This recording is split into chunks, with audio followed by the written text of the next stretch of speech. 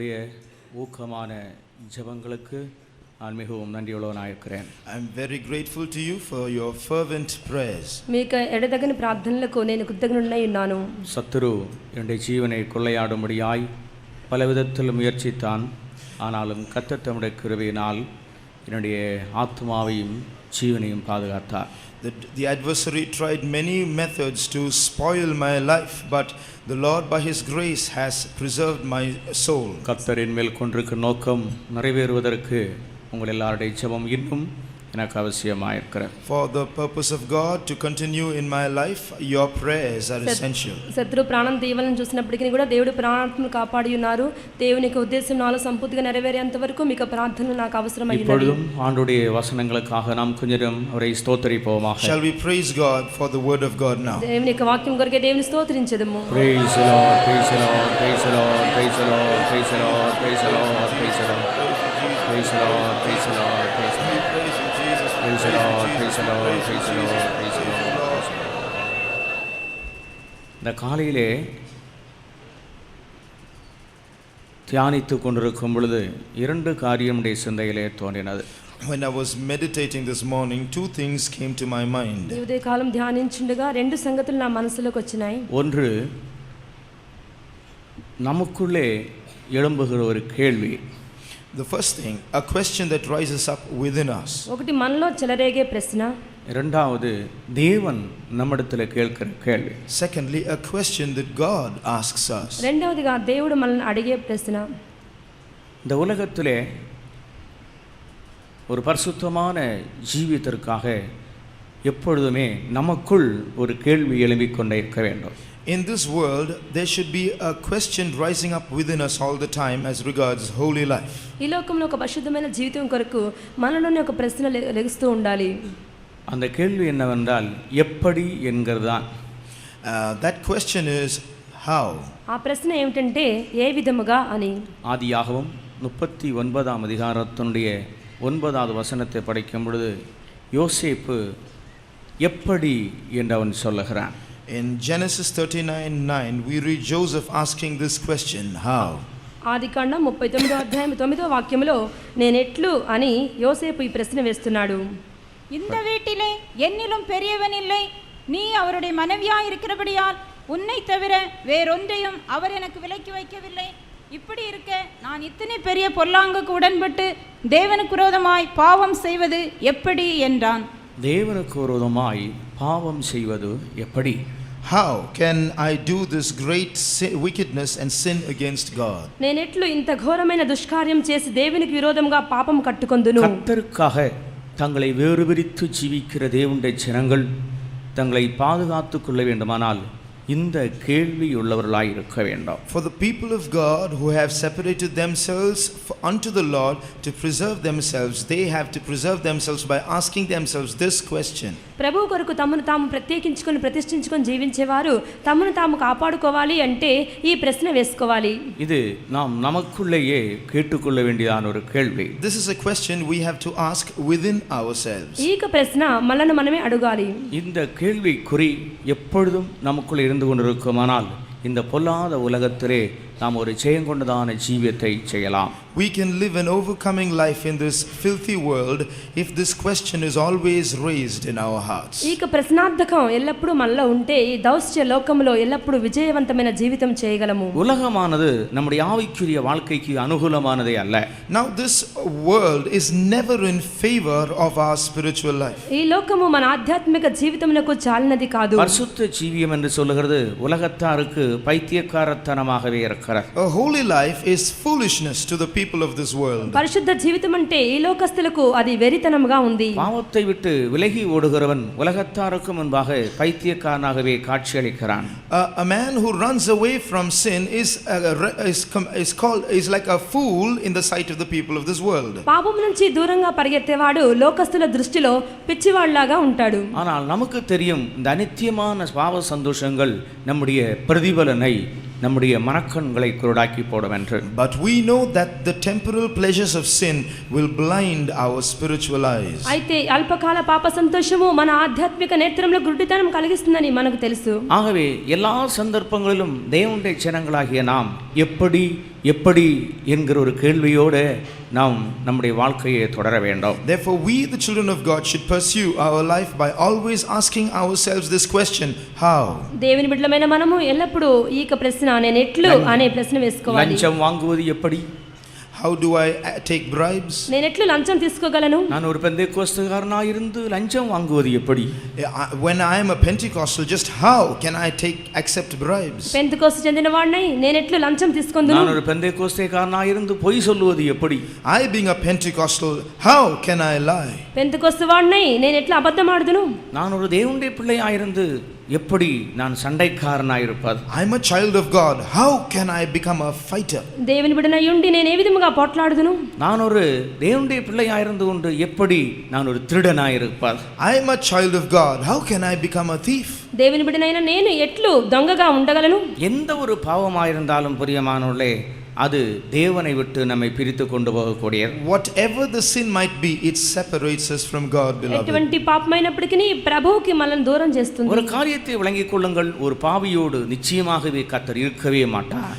Understand one thing clearly: God will never be with a sinner. ఒక పాపిష్టివానితో దేవుడు ఉండరని తెలుసుకోవాలి. துணிகரமான பாவத்திலே நிலைத்திருக்கிற எந்த ஒரு மனிதனோடும் தேவ சமூகமும் இருக்காது, தேவனும் இருக்கவே மாட்டார்.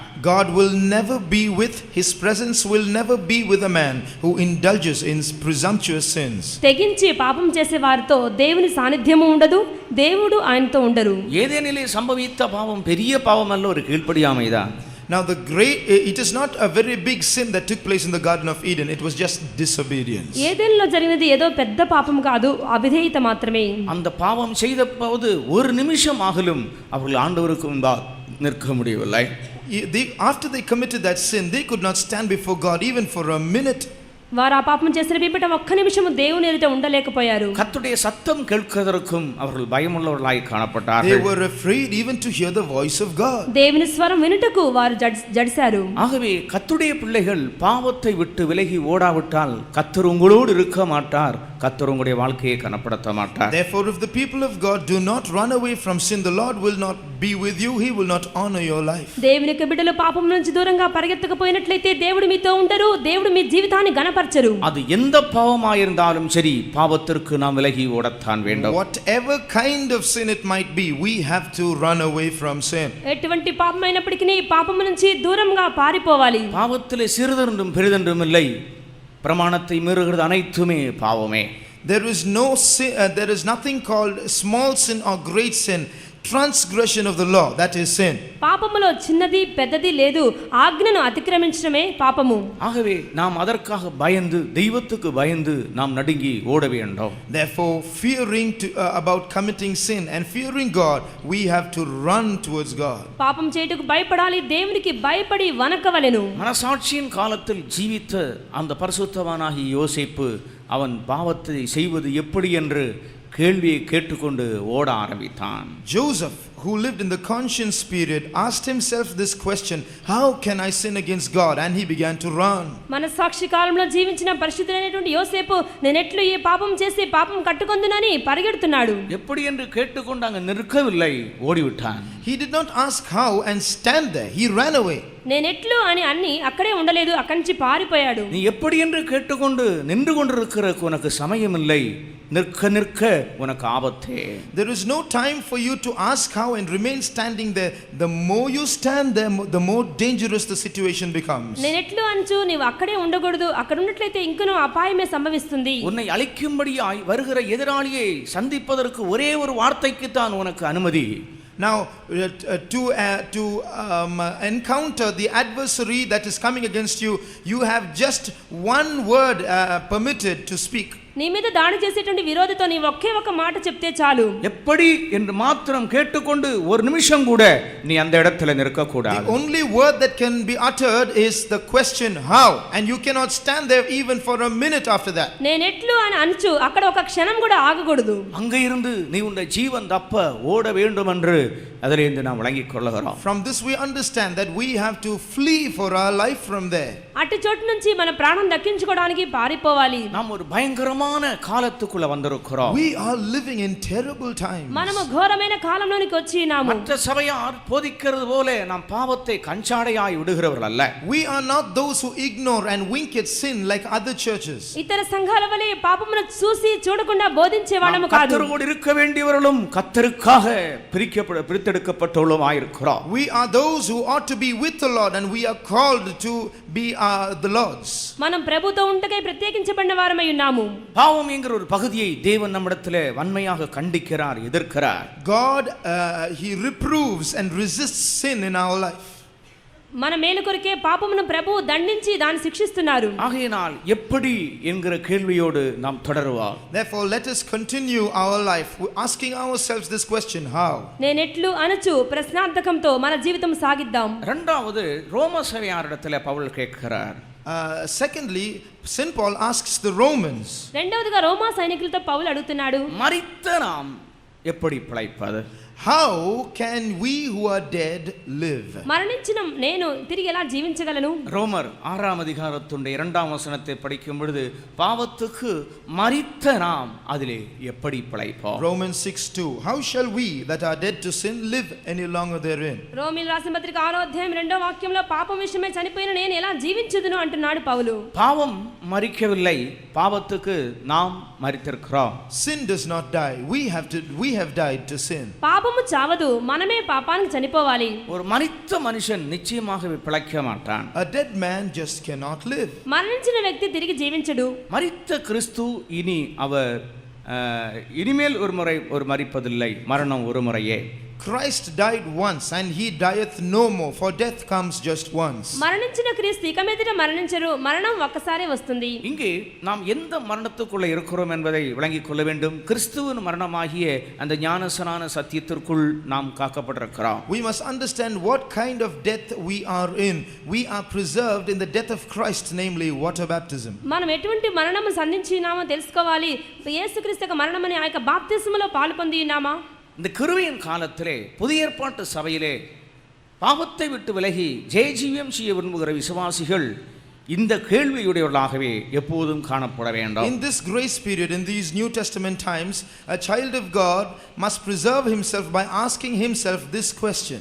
ఈ కృపా కాలంలో క్రొత్త నిబంధన కాలంలో దేవుని యొక్క బిడ్డ ఈ ప్రశ్న వేసుకొంచు ఉండాలి. இது எப்படி என்கிற கேள்வியை எப்போதும் நமக்கு முன்னாலே நாம் வைத்துக் கொள்ள வேண்டும். மரித்தேன், நான் எப்படி பிழைப்பேன்? We should always have this question, how, before us in our life.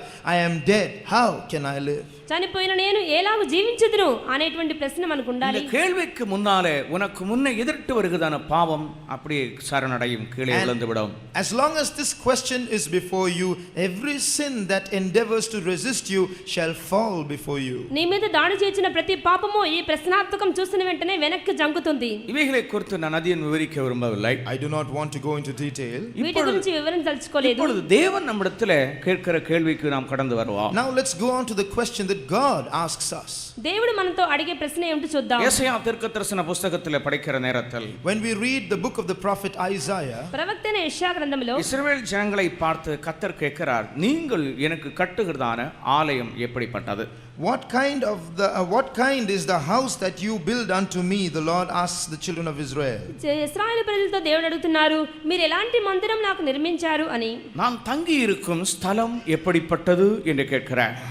What kind of place is the place of my rest? నాకు విశ్రామ స్థానముగా ఉండేటువంటి స్థలం ఏ పాటిది? யெசாயா 66ஆம் அதிகாரம் 1ஆம் வசனத்தை நாம் படிப்போம். 66 verse 1. 66 మొదటి వాక్యము. கர்த்தர் சொல்லுகிறது என்னவென்றால், வானம் எனக்கு சிங்காசனம், பூமி எனக்கு பாதபடி.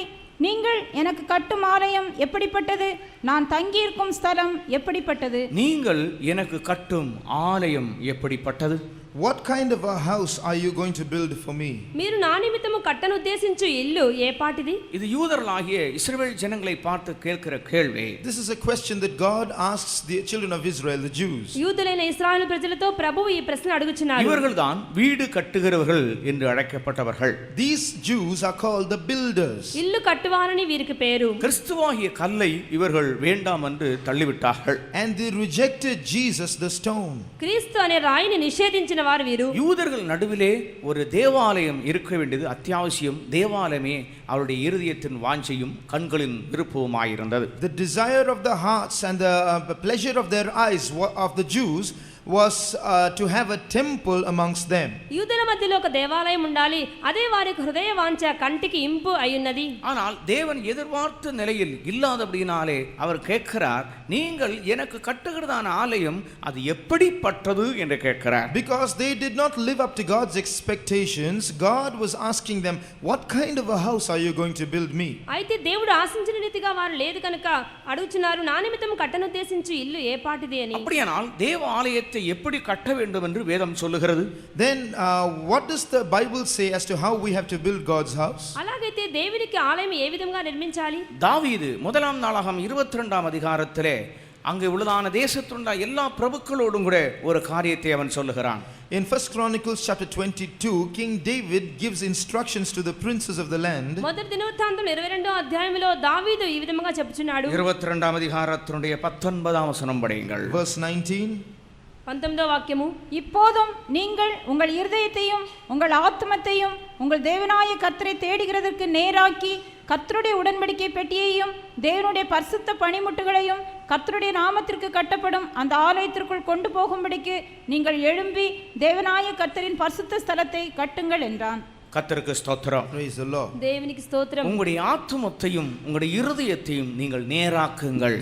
Set your heart and your soul to seek the Lord. మీకు మనసులో మీ హృదయంలో దృఢపరచుకొనుడి. கர்த்தரை தேடுகிறதற்கு உங்களுடைய இருதயத்தை நீங்கள் ஒருமைப்படுத்தி நீங்கள் இந்த ஆலயத்தை கட்டுங்கள். Unite your heart to seek the Lord and then begin building this temple. యెహోవాను వెతుకుటకు మీ మనసును దృఢపరచుకొని దేవునికి మందిరం నిర్మించుడి. கர்த்தரை தேடுகிறதற்குள்ள ஒரு இருதயம் இருந்தால் தான் உனக்கு இந்த ஆலயத்தை கட்ட முடியும். You are qualified to build this temple only if you have a heart that seeks the Lord. దేవుని వెతికే మనస్సు నీకుంటేనే నీవు మందిరం కట్టగలవు.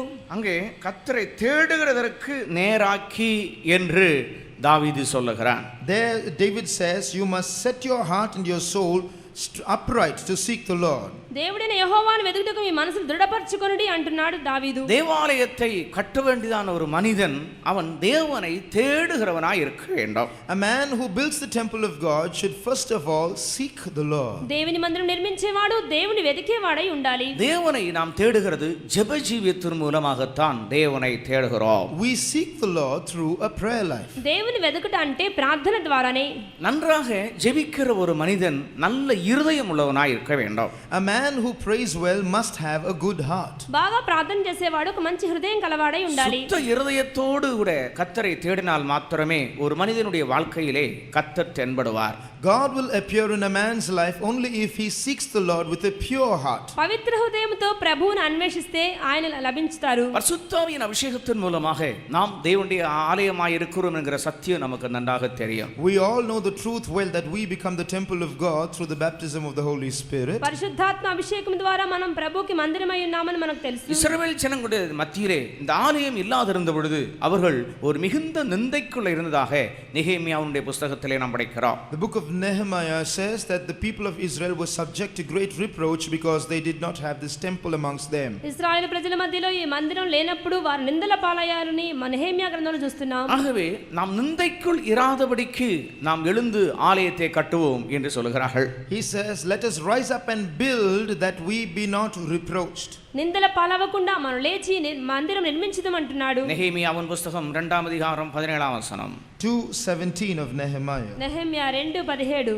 பின்பு நான் அவர்களை நோக்கி எருசலேம் பாழாயிருக்கிறதையும் அதன் வாசல்கள் அக்கினியால் சுட்டரிக்கப்பட்டு கிடக்கிறதையும் நாம் இருக்கிற சிறுமையையும் பார்க்கிறீர்களே, நாம் இனி நிந்தைக்குள் இராதபடிக்கு எருசலேமின் அலங்கத்தை கட்டுவோம் வாருங்கள் என்று சொல்லி நாம் இனி நிந்தைக்குள்ள இராதபடிக்கு எருசலேமுடைய அலங்கத்தை கட்டுவோம். Let us build up the wall of Jerusalem that we be no more a reproach. మనకి ఇక మీద నింద రాకుండా యెరూషలేము యొక్క ప్రాకారం మరలా కట్టుదుము. ஆலயம் பழுதடைந்து அலங்கங்கள் எல்லாம் இடிந்து கிடக்கிறது. The temple was broken down and the walls were lying waste. ఆలయం ధ్వంసమైపోయినది, ప్రాకారములు కూలిపోయినవి. இங்கே வாசல்கள் எல்லாம் சுட்டரிக்கப்பட்டு அக்கினிக்கிரையாய் காணப்படுகிறது. All the gates thereof were burned with fire. దాని గుమ్మములు అగ్ని చేత కాల్చబడి ఉన్నవి. அது அவருடைய வாழ்க்கையிலே ஒரு பெரிய நிந்தையா இருந்தது. And that had become a great reproach for the Jews. అది యూదులకు ఒక నిందగా ఉన్నది. ஆலயம் இருக்கிறது என்றால் தேவன் அங்கே இருக்கிறான்றதுதான் அர்த்தம். If the temple is there, it indicates that God is there. మందిరం అక్కడ ఉంది అంటే దేవుడు అక్కడ ఉన్నారు అని అర్థము. ஆலயம்ங்கிறதான வார்த்தை அது தேவனோடு சம்பந்தப்படுத்தப்பட்டது. The word temple is something associated with God. మందిరం అనగా దేవునికి సంబంధించిన మాట. ஒரு கட்டடமாக இருந்தால் அது ஒரு ஆலயம் என்று அழைக்கப்பட முடியாது. தேவன் அங்கே இருக்கிறபடினால தான் அது ஆலயம். A structure by itself cannot be called a temple. It is called a temple because God is there. వట్టి కట్టడం మందిరం అని పిలువబడదు. దేవుడు ఉంటేనే దేవాలయం అవుతుంది. தேவன் ஒரு மனிதனுடைய வாழ்க்கையில இல்லாதது அவனுடைய வாழ்க்கையிலே பெரிய நிந்தை என்பதை விளங்கிக் கொள்ள வேண்டும். So we must understand that if God is not there in a man's life, then he is subject to great reproach. అలాగే మనిషి యొక్క జీవితంలో దేవుడు లేకపోతే నింద పాలవుతాడు. இந்த உலகத்தில் என்னதான் உன்னுடைய வாழ்க்கையில இருந்தாலும் தேவன் உனக்குள்ள இல்லை என்றால் நீ ஒரு நிந்தைக்குரிய பாத்திரம். You might have everything in this world, but if God is not with you, then you are a vessel of reproach. ఈ లోకములో నీకు అన్నీ ఉన్నప్పటికీ నీ దేవుడు నీతో లేకపోతే నీవు నిందల పాలవుతావు. ஆகவே நிந்தைக்குள் இராதபடிக்கு எருசலேமின் அலங்கத்தை தேவாலயத்தை கட்டும்படியாக எழும்புங்கள்.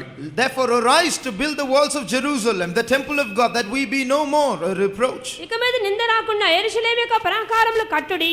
நம்முடைய ஜீவியத்தை கட்டி எழுப்பும்படியாக நாம் எழும்ப வேண்டிய ஒரு காலத்துக்குள் வந்திருக்கிறோம். We have come to a time where we have to hastily build up our lives. మన జీవితంలో కట్టి లేపుకుంటే మనం తీవ్రించవలెను. நீங்களே அந்த ஆலயம் என்று பரிசுத்த பவுல் சொல்லுகிறார். St. Paul says, ye are the temple of God. మీరే దేవునికి ఆలయమై ఉన్నారని పౌలు நீங்கள் అంటున్నాడు. எனக்காக கட்டுகிறதான ஆலயம் எப்படிப்பட்டதா இருக்கிறது? What kind of a temple are you building for me? మీరు నా నిమిత్తమే కట్టనుద్దేశించు ఆలయం ఏ పాటిది? எப்படிப்பட்ட இருதயத்தோடு நீங்கள் எனக்கு வாசஸ்தலத்தை உண்டாக்குகிறீர்கள்? With what kind of a heart are you building a habitation for me? ఎటువంటి హృదయముతో నాకు విశ్రామ స్థానం నిర్మిస్తున్నారు? நீங்கள் எனக்கு கட்டும் ஆலயம் எப்படிப்பட்டது? நான் தங்கும் வாசஸ்தலம் எப்படிப்பட்டது?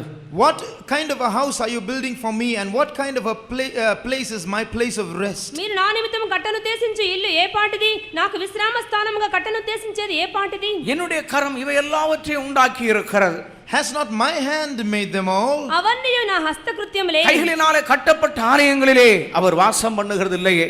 He does not dwell in temples made with hands. హస్తకృత్యములైన దేవాలయములో వసించని దేవుడు. அதற்காகத்தான் நம்மை தம்முடைய வாசஸ்தலம் ஆகும்படி அவர் விரும்பினார். And it is for this that he desired that we might become his temple. అందుకొరకు ప్రభువు మనల్ని తనకు నివాస స్థలముగా ఎంచుకున్నారు. கர்த்தர் விரும்பினபடியினால தான் உன்னை ரட்சித்தார். And it is because of that desire that he saved you. ఆ కోరిక చొప్పున నిన్ను రక్షించి ఉన్నారు. அநேகர் உன்னை வெறுத்த போதிலும் ஆண்டவர் உன்னை விரும்பினார். Though everyone hated you, God longed for you. అందరూ నిన్ను ద్వేషించినా ప్రభువు నిన్ను ప్రేమించారు. உன்னுடைய உறவினர்கள் உன்னை வெறுத்தது உண்டு. Your relatives hated you. నీ బంధువులు నిన్ను ద్వేషించారు. ஒருவேளை இந்த சத்தியத்தை நிமித்தம் உன்னுடைய மனைவி உன்னை வெறுத்திருக்கலாம். Perhaps because of this truth your wife hated you. ఒకవేళ ఈ సత్యం నిమిత్తమై నీ భార్య உன்னுடைய ద్వేషించవచ్చు. புருஷனும் ஒருவேளை உன்னை வெறுத்திருக்கலாம். Perhaps your husband may hate you. ఒకవేళ నీ భర్త నిన్ను உன்னுடைய ద్వేషించవచ్చు. சமுதாயம் ஒருவேளை உன்னை வெறுத்திருக்கலாம். Society may have isolated you. సమాజం నిన్ను ద్వేషించవచ్చు. ஆனால் கர்த்தர் உன்னை விரும்பினார். But the Lord desired you. అయితే ప్రభువు నిన్ను కోరుకున్నాడు. விரும்பி உன்னை தம்முடைய வாசஸ்தலம் ஆகும்படி அவர் தெரிந்து கொண்டார். Desiring you, he has chosen you that you might be his habitation. నిన్ను ఏరి కోరుకొని నిన్ను తన విశ్రామ స్థానముగా ఎంచుకున్నారు. அவர் தங்கி இருக்கும் அமர்ந்திருக்கும் ஒரு வாசஸ்தலமாக அவர் உன்னை தெரிந்தெடுத்திருக்கிறார். He has chosen you that you might be the place of his rest. ఆయన వసించే విశ్రామ స్థానముగా నిన్ను ఎంచుకున్నారు. நீ எப்படி இந்த ஆலயத்தை கட்டிக்கொண்டிருக்கிறாய்? How are you building that temple then? నీవి ఏ విధముగా ఈ ఆలయం ஒரு నిర్మిస్తున్నావు? நல்ல இருதயத்தோடு சுத்த இருதயத்தோடு நீ உன்னுடைய வாழ்க்கையை கட்டி எழுப்புகிறாயா? Are you building up your life with a good heart, with a pure heart? ఒక మంచి హృదయముతోను పవిత్ర హృదయముతోను ఈ ఆలయం కట్టుచున్నావా? இல்லை, ஒரு கோணலும் மாறுபாடுமான திருக்குள்ளன இருதயத்தோட நீ ஒரு வாழ்க்கையை கட்டி எழுப்புகிறாயா? Or are you building up your life with a crooked and a perverse and a deceitful heart? లేక వక్రమైనటువంటి మూర్ఖమైన హృదయముతో నీవు ఈ ఆలయం కట్టుచున్నావా? ஒரு நல்ல இருதயத்தோட நம்முடைய ஆலயத்தை கட்டுவோமாக. Let us build our life with a good heart. మంచి హృదయముతో మన ఆలయం నిర్మించుకుందాం. இரண்டாவது இந்த ஆலயத்தினுடைய விசேஷம் என்ன?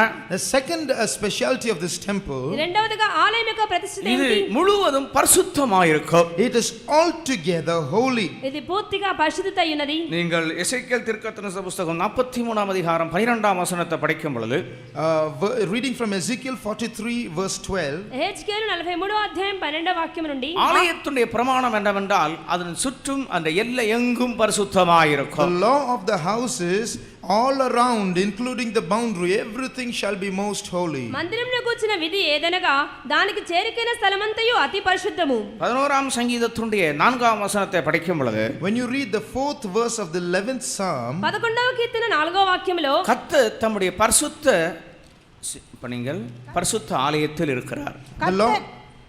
கர்த்தர் தம்முடைய பரிசுத்த ஆலயத்தில் இருக்கிறார். கர்த்தர் தம்முடைய பரிசுத்த ஆலயத்தில் இருக்கிறார். The Lord is in his holy temple. యెహోవా తన పరిశుద్ధాలయములో ఉన్నాడు. எல்லா ஆலயத்திலும் அவர் இல்லை. He is not in every temple. అన్ని ఆలయాల్లో దేవుడు లేరు. ஆபகுக்கின் புத்தகம் 2ஆம் அதிகாரத்தினுடைய 20ஆம் வசனம் படிக்கும் பொழுது Habakkuk 2:20, హబక్కూకు 2:20 இதே வசனம் அங்கேயும் சொல்லப்பட்டிருக்கிறது, கர்த்தர் தம்முடைய பரிசுத்த ஆலயத்தில் இருக்கிறார் என்று. there again it says the Lord is in his holy temple. యెహోవా తన పరిశుద్ధాలయంలో ఉన్నాడని చూస్తున్నాం. படிங்கள்.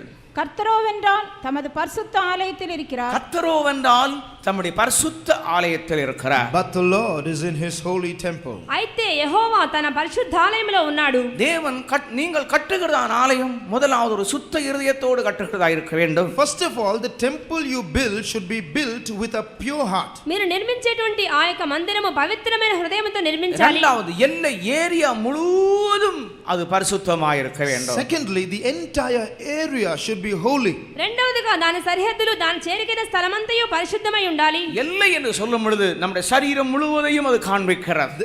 The limit thereof shows our entire body.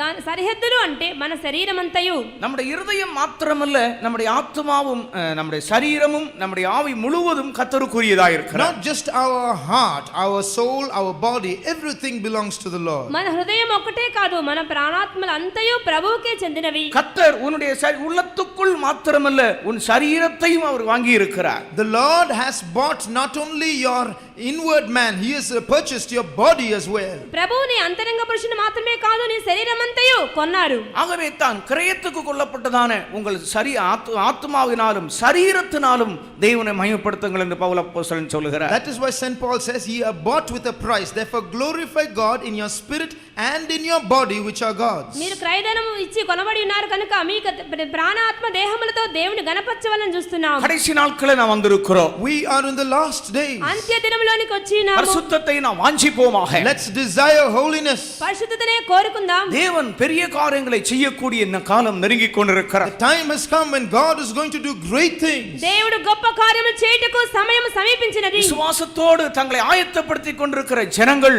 அதை கண்ணாலே காண்பார்கள். And those who are preparing their lives by faith shall see it with their eyes. విశ్వాసంతో తమ యొక్క జీవితం సిద్ధపరచుకునేవారు కళ్ళారా చూడగలుగుతున్నారు. ஆண்டவருக்கு ஸ்தோத்திரம். Praise the Lord. దేవునికి స్తోత్రం. தேவனுடைய ஜனங்கள் தங்களுடைய வாழ்க்கையிலே பரிசுத்தத்தை பாதுகாத்துக் கொண்டு தங்களை சுத்திகரித்துக் கொண்டு நடந்து கொள்வார்களானால், If the people of God keep their lives in holiness and keep sanctifying themselves, దేవుని యొక్క ప్రజలు పరిశుద్ధతలో తమ యొక్క జీవితంలో కాపాడుకొంచినట్లయితే தேவன் அவர்கள் நடுவில் தங்கி இருப்பார். God will reside in their midst. దేవుడు వారి మధ్యలో నివాసం చేయుదురు. தேவன் எனக்குள் தங்கி இருக்க வேண்டும்.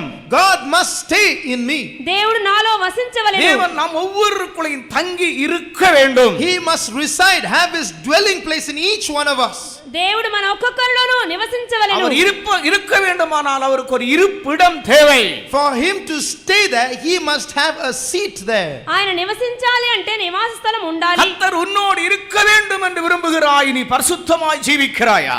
You want the Lord to be with you. Are you living a holy life? ప్రభువు నీతో ఉండాలని నీవు అనుకుంటున్నావు. నీవు ఒక పరిశుద్ధ జీవితం చేయగలుగుతున్నావా? கர்த்தர் உனக்காக எல்லாவற்றையும் செய்ய வேண்டும் என்று விரும்புகிறாய். நீ உன்னுடைய பரிசுத்தத்தை வாஞ்சிக்கிறாயா? You want the Lord to do everything for you. Do you desire holiness? దేవుడు నీ కార్యములను సఫలం చేయాలనుకుంటున్నావు. నీవు ఒక పరిశుద్ధ జీవితం చేస్తున్నావా? அவர் தங்கி இருக்கிறான ஸ்தலத்தை நீ எப்படி வைத்திருக்கிறாய்? He is dwelling in you.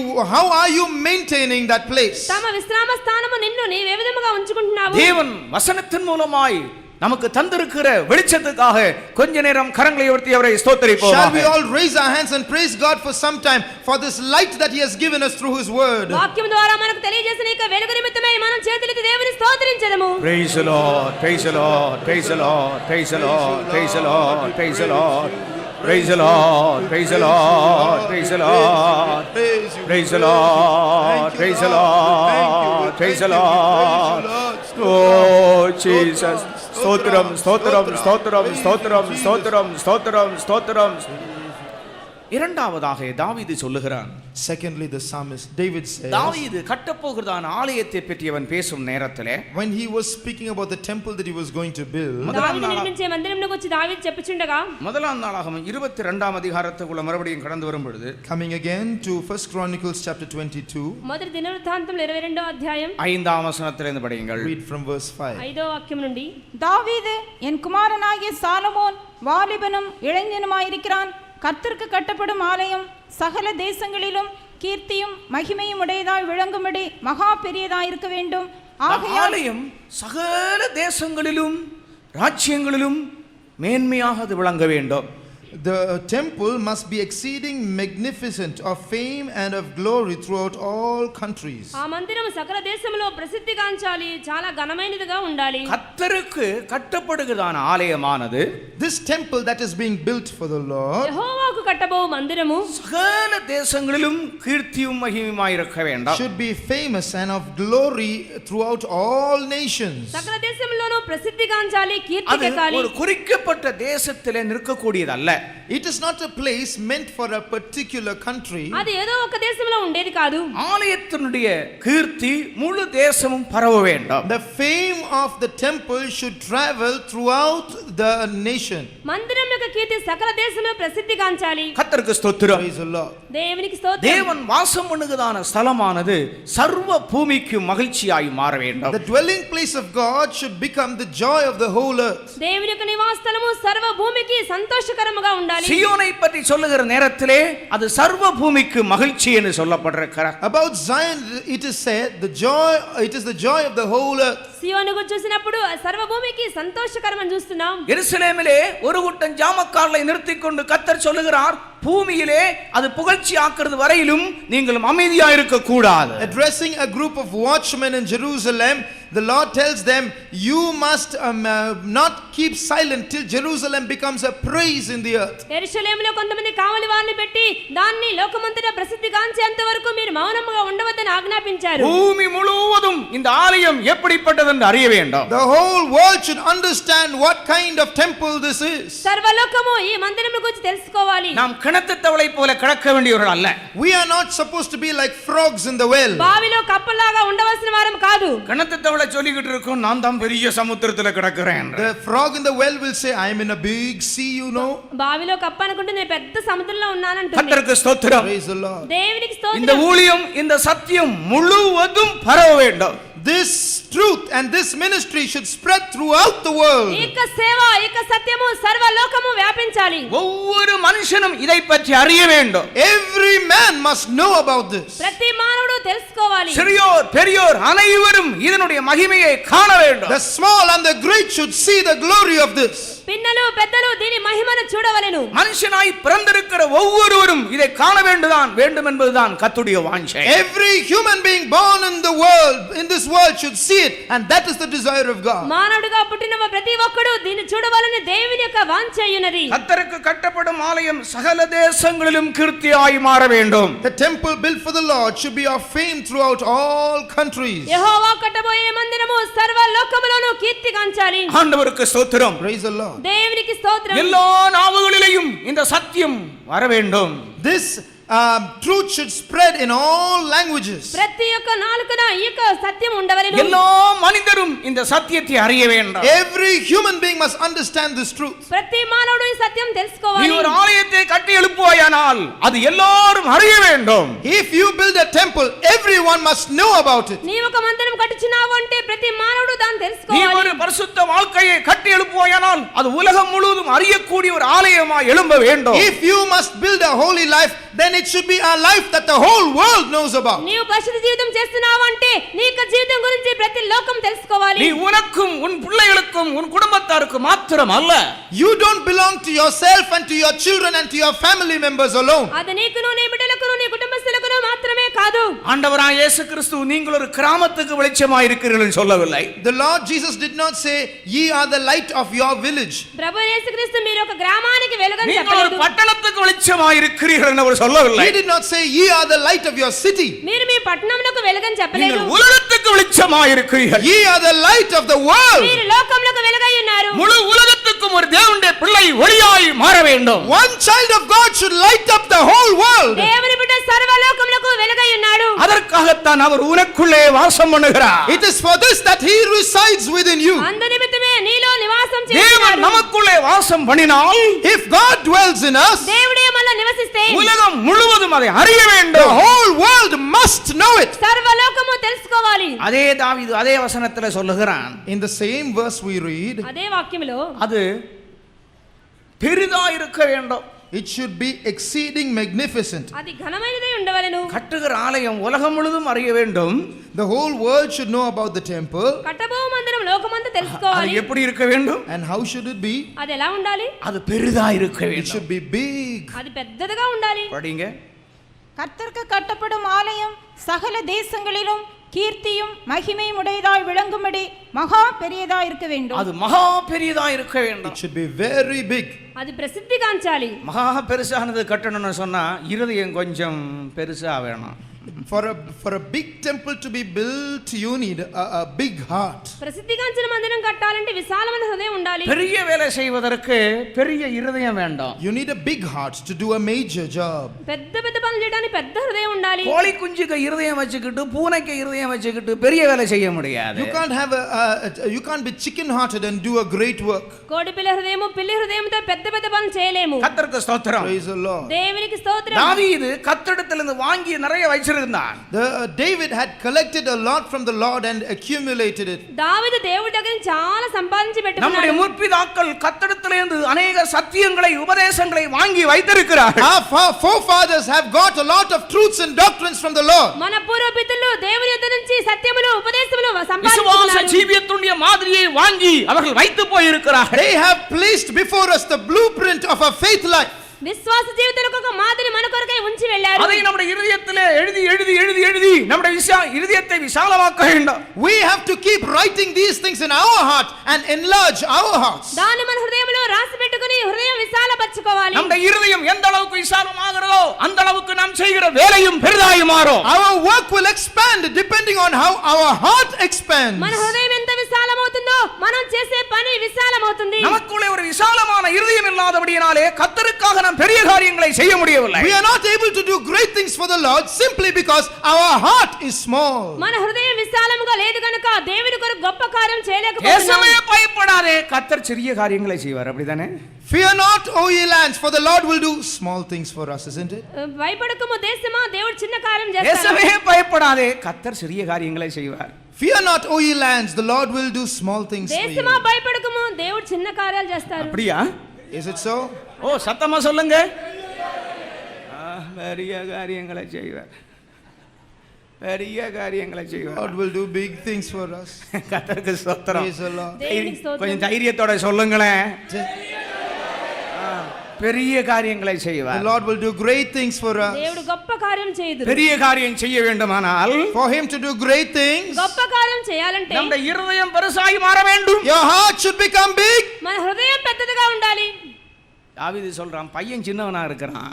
The King David says the boy is young and tender, దావీదు అంటున్నాడు అబ్బాయి அவன் పిన్న செய்ய వయసులో வேண்டிய ఉన్నాడు. வேலை மகா பெரிய வேலையா but இருக்கிறது. the work he has to do is rather big. అతను చేయవలసిన పని ஆனா చాలా ஆண்டவர் పెద్దది. என்ன செய்தார்? அவனுடைய இருதயத்தையும் கூட விசாலமாக்குறார். But what did the Lord do? The Lord enlarged his heart. అయితే దేవుడు ఏం చేశారు? అతని హృదయం విశాలపరిచారు. கர்த்தருக்கு ஸ்தோத்திரம். Praise the Lord. దేవునికి స్తోత్రం. தேவனுடைய ஜனங்களுக்கு ஒரு விசாலமான இருதயம் வேண்டாம். People of God need a large heart. దేవుని ప్రజలకు విశాలమైన హృదయం ఉండాలి. நம்மெல்லாம் சின்னதையே சொல்லி சொல்லி சொல்லி சொல்லி நம்ம அப்படியே மட்டுப்படுத்திக்கிட்டோம். கர்த்தருடைய கிரியைகளையே மட்டுப்படுத்துகிறோம். We have limited the works of God by describing and narrating small things. దేవుని విషయాలు చిన్న చిన్నవే చెప్తూ హృదయాలు అణచివేస్తున్నాము. ஆபிரகாம் கிட்ட சொன்னார், நீ அந்த பக்கமா நடந்து போடுற, ஒரு 10 சென்ட் தான் உனக்கு கொடுப்பேன்னு சொல்லவில்லை. God did not tell Abraham, you walk in that direction, I'll give you 10 cents. దేవుడు అబ్రహాంతో నువ్వు అటు నడిచి వెళ్ళు 10 సెంట్లు స్థలం ఇస్తానని చెప్పలేదు. இல்ல ஒரு 50 ஏக்கர் உனக்கு கொடுக்கறேன், ஒரு இந்த ஏரியா முழுதும் நடந்துரு 50 ஏக்கர் கொடுக்கறேன்னு சொல்லவில்லை. Walk around this land, I'm going to give you 50 acres. acres he did not say. ఈ స్థలమంతా నడిచి వెళ్ళు 50 ఎకరాలు ఇస్తానని చెప్పలేదు. இரும்புலி ஒரு மாதிரி 4 மடங்கு உனக்கு தர்றேன்டா சுற்றி திரி என்று சொல்லவில்லை. God did not tell Abraham, you walk around this place, I am going to give you 4 times the size of Irumbulur. ఇరుంబులూరు కంటే 4 అంతలు ఇస్తాను ఇటు పక్క నడమని ஆபிரகாமே చెప్పలేదు. இந்த தேசத்துடைய வடதிசையிலும் தெற்கும் மேற்கும் எல்லாம் நடந்து திரி, இதை உனக்கும் உன் சந்ததிக்கு நான் கொடுப்பேன். You walk towards the north, towards the south, towards the east, towards the west. I shall give the entire expanse of land to you and to your seed. అబ్రహామా తూర్పు పశ్చిమ దక్షిణ ఉత్తరాలు తిరుగుము, నీకును నీ సంతానమునకు ఈ స్థలం ఇచ్చేదని చెప్పారు. கர்த்தருக்கு ஸ்தோத்திரம். Praise the Lord. దేవునికి స్తోత్రం. முழு தேசத்தையும் ஆபிரகாமுக்கு கொடுப்பதுதான் கர்த்தருடைய சித்தம். It is the will of God to give the whole land to Abraham. సర్వ దేశమును అబ్రహామునకు ఇవ్వడమే దేవుని యొక్క ఉద్దేశము. அதற்கு அவனுடைய இருதயம் விசாலமான இருதயமாய் மாற வேண்டும். For that his heart should become a large heart. అందు నిమిత్తమే హృదయం విశాలం అవ్వాలి. கடற்கரை மணலத்தனை போல பரந்த இருதயம் வேண்டும். He must have a large heart to accommodate all the sand of the sea. సముద్రపు ఒడ్డున ఇసుక వలె హృదయం విశాలం అవ్వాలి. உனக்கு கட்டுகிறதான ஆலயம் மிகவும் பெரிதாக இருக்க வேண்டும். The temple that we build for God should be exceeding magnificent. నీవు కట్టించిన ఆ యొక్క మందిరం ప్రసిద్ధి గాంచాలి. அது பூமியிலே புகழ்ச்சியாக வேண்டும். It should become a praise on the earth. అది భూమి మీద కీర్తి గాంచాలి. அது கீர்த்தி உள்ளதாய் மாற வேண்டும். It should be famous. అది కీర్తికెక్కాలి. எல்லாரும் அதை அறிய வேண்டும். Everyone must know about it. అందరూ దాన్ని తెలుసుకోవాలి. கர்த்தருக்கு ஸ்தோத்திரம். Praise the Lord. దేవునికి స్తోత్రం. அதற்காகத்தான் உலகம் எங்கும் சுவிசேஷத்தை அறிவிக்கும்படியாய் ஆண்டவர் சொன்னார். That is why the Lord said, go ye into all the world and preach the gospel. అందువల్లే లోకమంతటికి వెళ్ళి సువార్త ప్రకటించమని நீங்கள் చెప్పారు. விசுவாசத்தோடு போய் அறிவியுங்கள். Go by faith and proclaim the gospel. విశ్వాసంతో సువార్తను చాటించండి. ஆண்டவருக்கு ஸ்தோத்திரம். Praise the Lord. దేవునికి స్తోత్రం. கட்டப்போகிறதான ஆலயம் பெரிதாக இருக்க வேண்டும். The temple that must be built should be great. నీవు కట్టబో మందిరము పెద్దదిగా ఉండాలి. கர்த்தர் நமக்குள்ளே வாசம் பண்ணுவதற்கு ஒரு பெரிய இருதயம் நமக்கு வேண்டும். We need a large heart for the Lord to stay within us. దేవుడు మనలో నివాసం చేయాలంటే ఒక విశాలమైన హృదయం ఉండాలి. 2 நாளாகமத்தில் படிக்கும் பொழுது Turning to 2 Chronicles, రెండవ దినవృత్తాంతంలో 2வது அதிகாரத்தினுடைய 9வது வசனம். chapter 2 verse 9. రెండవ అధ్యాయం 9వ వాక్యం. நான் கட்டப்போகிற ஆலயம் பெரியதும் ஆச்சரியப்படத்தக்கதுமாயிருக்கும். அது பெருசா இருந்தா சிலது பெருசா இருக்கும், சும்மா என்ன பெருசா இருந்துட்டு என்ன புண்ணியம்ன்றான். Some temples will just be physically great. It will be a big structure, that's all. అక్షరార్థంగా గొప్ప మందిరాలు ఉన్నప్పటికీ వాటి వల్ల ప్రయోజనం ఉండదు. சிலவங்க ரொம்ப ஆளு பெருசா இருக்கும், அவர் பெருசா இருந்தா நமக்கு என்னப்பான்னு கேட்பாங்க. Some people will be huge to look at, but we will ask, what is there if he is huge? కొంతమంది భారీ దేహంతో ఉంటారు, అయితే మాత్రం మనకేంటంటారు. அந்த ஆளுக்கு இருந்தா எனக்கு என்ன? If that he is like that, so what? ఆ వ్యక్తి అలా ఉంటే నాకేంటి? ஆனால் இங்க என்ன சொல்லப்பட்டிருக்கிறது? What is said here? ఇక్కడ ఏం చూస్తున్నాం? அது பெருசா இருந்தா மட்டும் போதாது. It is not enough if it is great. అది గొప్పదిగా ఉంటాం కాదు, அது ஆச்சரியப்படத்தக்கதா இருக்க வேண்டாம். It shall be wonderful great. ఆశ్చర్యకరమైనదిగా ఉండాలి. ஆச்சரியப்பட வேண்டுமானால் To be wonderful, ఆశ్చర్యకరమైనదిగా ఉండాలంటే நாம் ஒரு ஆச்சரியமான அனுபவத்துக்குள்ள கொண்டுவரப்பட வேண்டும். we should be brought into an experience that is wonderful. ఒక ఆశ్చర్యకరమైన అనుభవంలో మనం ఉండాలి. பேதுரு எழுதின நிருபத்தில் படிக்கும் பொழுது In the epistle of St. Peter, పేతురు రాసిన పత్రికలో ஆச்சரியமான ஒளியிடத்தில் வரவழைத்தவருடைய புண்ணியங்களை அறிவிக்கும்படிக்கு நீங்கள் தெரிந்து கொள்ளப்பட்டவர்களாய் இருக்கிறீர்கள் என்று சொல்கிறார். he says, you are a chosen generation, that you might show forth the praises of him who has called you out of darkness into this marvelous light. ఆశ్చర్యకరమైన తన వెలుగులోనికి పిలిచిన దేవుడు అని చెప్పి చూస్తున్నాం. முதலாம் பேதுரு 2வது அதிகாரத்தினுடைய 9வது வசனம். 1 Peter 2:9. మొదటి పేతురు 2:9. நீங்களோ உங்களை அந்தகாரத்தினின்று தம்முடைய ஆச்சரியமான ஒளியினிடத்திற்கு வரவழைத்தவருடைய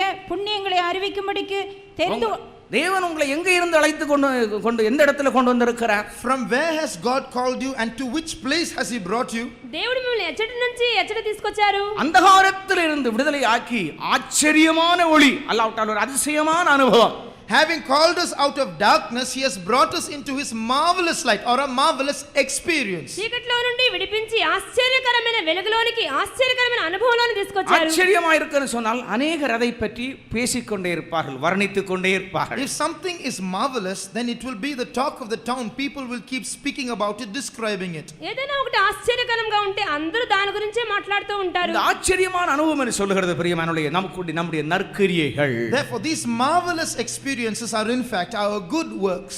ఆశ్చర్యకరమైన అనుభవం అంటే అది మన సత్క్రియలైనవి. நீதிமொழிகளின் புத்தகம் 31வது அதிகாரத்தினுடைய கடைசி வசனத்தில் படிக்கும் பொழுது, Reading Proverbs 31, the last verse. సామెతలు 31 చివరి వాక్యంలో படிங்கள்.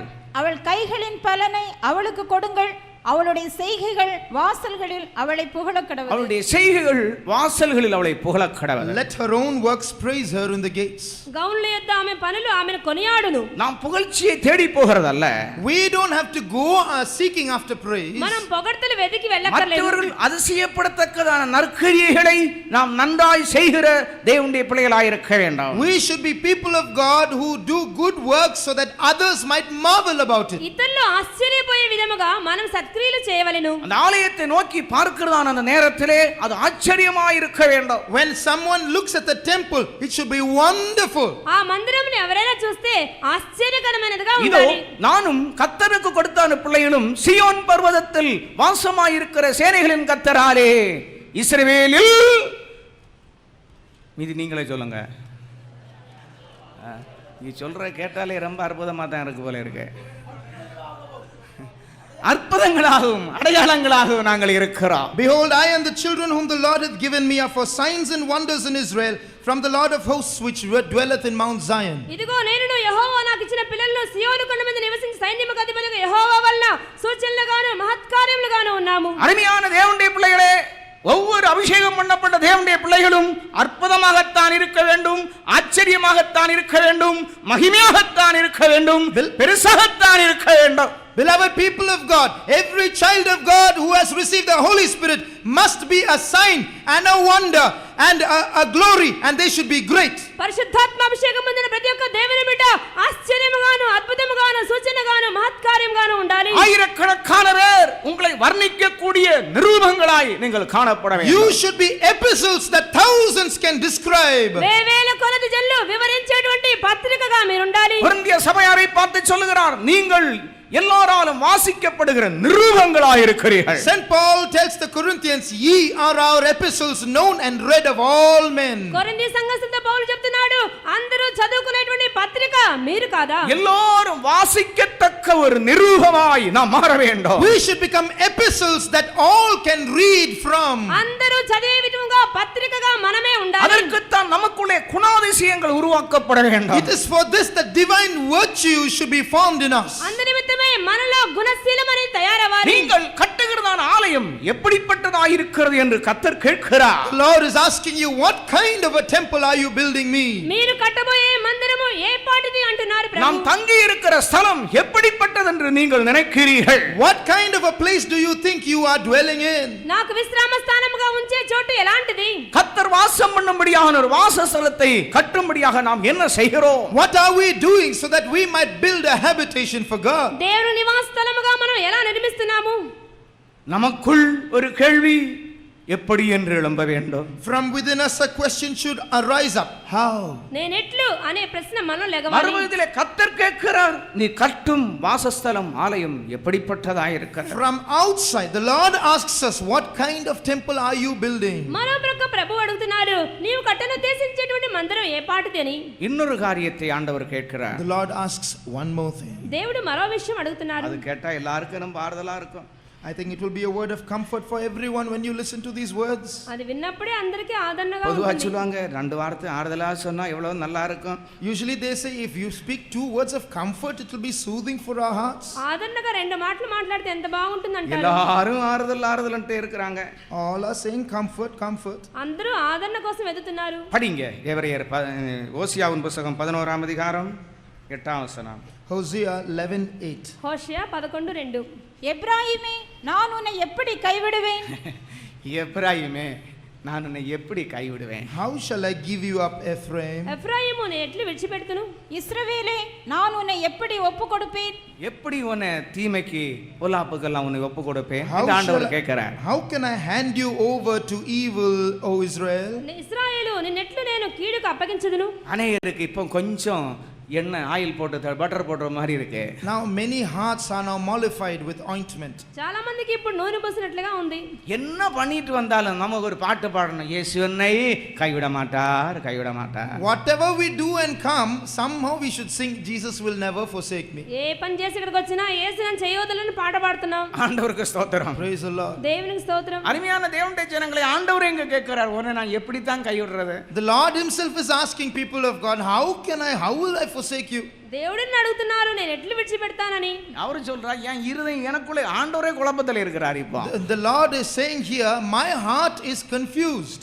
దేవుడే అంటున్నారు నా మనసే మారిపోయిందని. படிங்க அந்த வசனத்துடைய கடைசி பகுதி.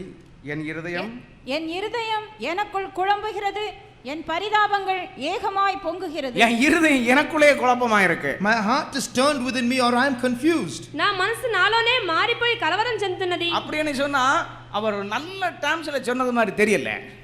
ஒரு நல்ல எண்ணத்தோட இவனை கைவிட மாட்டேன்னு சொல்லல. எப்படி இவனை விடுறது?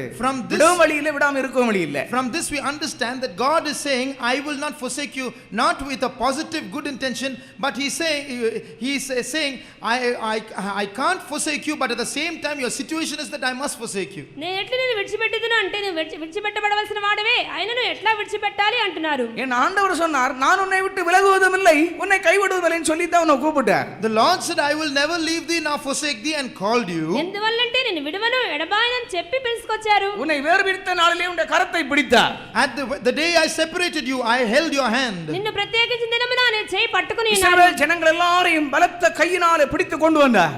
And he held all the children of Israel by his mighty hand and brought them. ఇశ్రాయేలు ప్రజలందరినీ తన బలిష్టమైన హస్తంతో పట్టి తీసుకొచ్చారు. இப்போ அவனுடைய நிலவரம் எப்படிப்பட்டதா இருக்கிறது? Now what is their state? ఇప్పుడు వారి గతి ఎలా ఉంది? இந்த எபிராயீம் பற்றி படிக்கிற நேரத்தில் இவன் திருப்பி போடாத அப்பமா இருக்கிறான். He is a cake not turned, we read about Ephraim. తిప్పివేయబడిన appam వలె ఉన్నాడు ఎఫ్రాయిము. படிங்க 7 அதிகாரம் 8 வசனம். 7:8 Hosea. எப்ராயிம் அந்நிய ஜனங்களோட கலந்திருக்கிறான், எப்ராயிம் திருப்பி போடாத அப்பம். திருப்பி ஒரே இடத்துல தான் கிடக்குது அது. He is baked only on one side. అది ఒక చోటే కాలుతూ ఉంది. அது எத்தனை வருஷமா ஒரே சைடுல கிடக்கோ தெரியாது. You don't know how long he has been a half baked cake. ఎన్ని సంవత్సరాలుగా ఒకవైపే ఉడుకుతూ ఉంది. ஆண்டவர் சொல்றார் திருப்பி போடவில்லையே.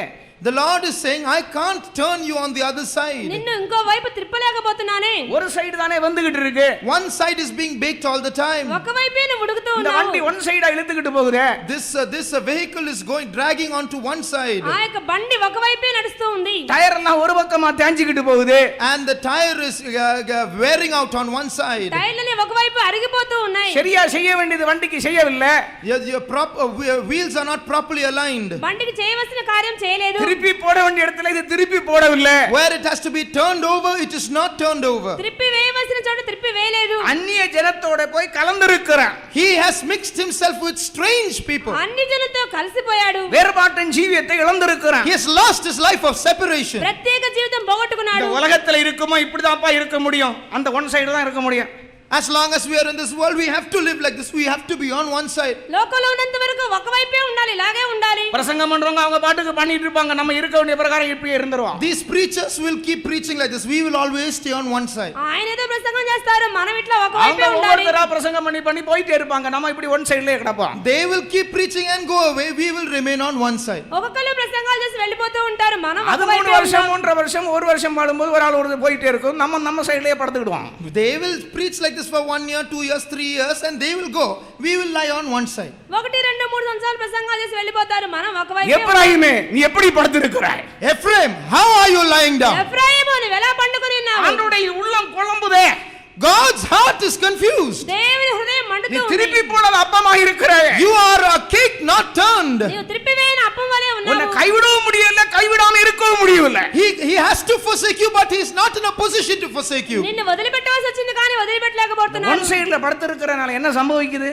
What happens when you keep lying on one side? ఒకవైపే పండుకుంటే ఏమవుతుంది? 7 அதிகாரம் 9 வசனம். Verse 9 of chapter 7 Hosea. 7వ అధ్యాయం 9వ వాక్యం. அந்நியர் அவனுடைய பலத்தை தின்கிறார்கள், அந்நியர் பலத்தை தின்கிறார்கள். Strangers have devoured his strength. అన్నిలో తన బలం మృంగివేశారు. அவனோ அதை அறியான். நரைமயிரும் அவனில் தெளித்திருக்கிறது. நரமேறல அவன் மன சீனியர் ஆகணும். He has become senior, gray hair on his head. తల నెరిసిన వెంట్రుకలను బాగా సీనియర్ கம்ப்ளீட்டா అయిపోయాడు. எல்லாம் நரைச்சு போயிருக்கு. இல்ல கம்ப்ளீட்டா இல்ல, அங்கங்க இப்ப நர விழுது. Here and there gray hair is appearing. అక్కడక్కడ తల నెరిసింది. அங்கங்க ஒன்னொன்னு வெளுக்குது. 1 or 2 hairs becoming white here and there. అక్కడక్కడ ఎంటుకలు మెరుస్తూ ఉన్నాయి. எவ்வளவு டை அடிச்சாலும் மீறிக்கிட்டு தெரியுது. No matter how much dye is applied, the white appears out of the dye. ఎంత డై కొట్టినా తెలుపు తెలుస్తూనే ఉంది. தலையில அடிச்சாதான் தெரியும். உடம்பெல்லாம் அடிக்க முடியுமா? உடம்புல இங்க இருந்து தெரியுது வெள்ளை. மேல கருப்பா இருக்கு, இங்க கருப்பு வெள்ளை இப்படி தெரியுது. Somehow he manages to dye his head, but in other places of the body white hair appears. తల మీద మాత్రం డై కొడతారు, మిగతా చోట్ల తెల్ల ఎంటుకలే ఉంటాయి. ஆண்டவருக்கு ஸ்தோத்திரம். Praise the Lord. దేవునికి స్తోత్రం. நரைமயிர் உன்னில் தெளித்திருக்கிறார். Gray hairs have appeared here and there. తెల్ల వెంట్రుకలు కనబడుతూ ఉన్నాయి. அந்நியர் உன் பலனை தின்கிறார்கள். Strangers are devouring your strength. అన్యులు నీ బలం మింగివేశారు. அந்நியர் என்பது என்ன? Who are these strangers? అన్యులంటే மாம்சீக சுபாவங்கள், Carnal natures, శారీరక స్వభావములు, தீமையான சுபாவங்கள், evil natures, కీడైన స్వభావములు, தவறான பழக்கவழக்கங்கள், wrong habits, తప్పుడు అలవాట్లు, சத்தியத்திலே நிலைத்திருக்காத ஜீவியம், a life where you are not able to abide in the truth, సత్యములో నిలవలేని జీవితము, வேறுபாட்டின் ஜீவியம் இல்லாத நிலவரம், a life where you are not separated. ఒక ప్రత్యేకమైన జీవితం లేకుండా ఉంటాం. அந்நியர் உன் பலத்தை தின்கிறார்களே. Strangers are devouring your strength. అన్యులు నీ బలం మింగివేశారు. எப்ராயிமே, உன்னை நினைத்தால் என் உள்ளம் குழம்புகிறது. Ephraim, every time I think about you, I am confused. ఎఫ్రాయిము నేను తలంచినప్పుడే హృదయం நான் కలవరం உன்னை చెందింది. எப்படி கைவிடுவேன்? How can I forsake you? నేను ఎట్లు విసర్జింతును? இந்த காலை நேரத்திலே நீங்கள் உங்களுடைய வாழ்க்கையை சற்று சிந்தித்து பார்ப்பீர்களா? If you think back about your life this morning, ఈ ఉదయకాలం మీ యొక్క జీవితం చూసుకోండి. கர்த்தருடைய இருதயத்தை குழப்பிக் கொண்டிருக்கிறீர்களா? இல்லை கர்த்தருடைய இருதயத்தை நீங்கள் சந்தோஷப்படுத்தியிருக்கிறீர்களா? is God's heart delighted when he thinks about you, or is he confused when he looks at you? నిన్ను తలంచినప్పుడు దేవుని హృదయం సంతోషిస్తుందా లేక అది మండుతూ ఉందా? நம்ம ஒருவர் பார்த்தாச்சு கேட்போம், எப்படி இருக்கிறீங்க? When we look at each other, we ask, how are you? ఒకళ్ళొకరు చూసి ఎలా ఉన్నారు? நீங்கள் எப்படி இருக்கிறீர்கள்? நீங்கள் எப்படி How are இருக்கிறீர்கள்? you? మీరు ఎలా ఉన్నారండి? நம்ம சொல்லுவோம், நல்லா இருக்கிறோம். We say, I'm all right. నేను బాగున్నాను. சிலவங்க பரவாயில்லை. Some people say, well, not bad, I'm just all right. పర్వాలేదంటారు. சிலவங்க சுமாரா இருக்குன்னு. Some will say, well, I'm pulling along. ఏదో సుమారుగా ఉన్నాను. சுமார்னு சொன்னா ரொம்ப மோசமா இல்ல, ஆனாலும் மோசம்தான். I'm just getting on. It means I'm not too bad, but things are not too good either. ఏదో అంత బాగుండలేదంటారు. பரவாயில்லைன்னு சொன்னா கொஞ்சம் better. All right here means it is a little inclining to the good side. పర్వాలేదంటే కొద్దిగా పర్వాలేదు అర్థం. நன்றா இருக்கிறேன்னு சொல்ல மாட்டேங்கிறான். But they won't say, I am well. నేను బాగా ఉన్నానని చెప్పట్లేదు. எப்ராயிமே, நீ எப்படி இருக்கிறாய்? Ephraim, how are you? ఎఫ్రాయిము ఎలా ఉన్నావు? உன்னை எப்படி கைவிடுறது? How can I forsake you? నేను ఎట్లు విసర్జింతును? உன்னை எப்படி மறக்கிறது? How can I forget you? ఎట్లు మర్చిపోదును? உன்னை எப்படி விட்டு விலகிறது? How can I leave you? ఎట్లు విడిచిపెట్టుదును? உன்னை எப்படி சத்துருக்கள் கையில ஒப்படைக்கிறது? How can I hand you over to the enemy? శత్రుల చేతిలో ఎలా అప్పగిస్తాను?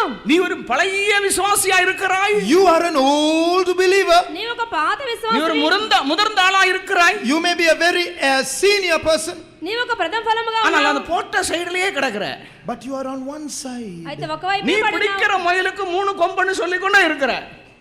நீ You say that the rabbit that you have caught has 3 horns. నీ పట్టుకున్న కుందేలుకు 3 కాళ్ళు అంటావు. நீ சொல்ற நல்ல மனுஷனுக்கு 4 கண்ணு இருக்குன்னு சொல்ற. அததான் அப்படியே சொல்ற. You say a good man has 4 legs and you keep saying that. మంచి మనిషి 4 కాళ్ళు ఉంటాయి అంటావు. கொஞ்சம் திருப்பி போடக்கு சந்தர்ப்பம் கொடுப்பியா? Please give God an opportunity to turn you on the other నిన్ను side. త్రిప్పివేటుకు దేవుడికి అవకాశం ఇస్తావా? ஒரே சைடா வந்துகிட்டு கரிஞ்சி போயிட்டு மேல மாத்திரம் வேகாத மாவா இருக்க. You are on one side and the lower layer has become black, and on the other side it is unbaked. త్రిప్పివేయకుండా ఒకవైపు ఉండబట్టి అడుగున మాడిపోతూ ఉన్నావు. கல்லி சபைங்கிற சட்டியிலே எத்தனை பேர் இப்படி கிடக்கிறீர்கள்? How many of you are here on the frying pan of Kelly's? కెల్లి సంఘం అనేటువంటి ఇక దీని మీద ఎలా ఉన్నారు? எத்தனை பேர் திருப்பி போடாத அப்பங்களாய் கிடக்கிறீர்கள்? How many of you are lying here as a cake not turned? త్రిప్పివేయని appam వలె పేనం మీద ఎంతమంది ఉన్నారు? எத்தனை பேருடைய இருதயத்தை பார்க்கும் பொழுது கர்த்தருடைய உள்ளம் பரிதபிக்கிறார்.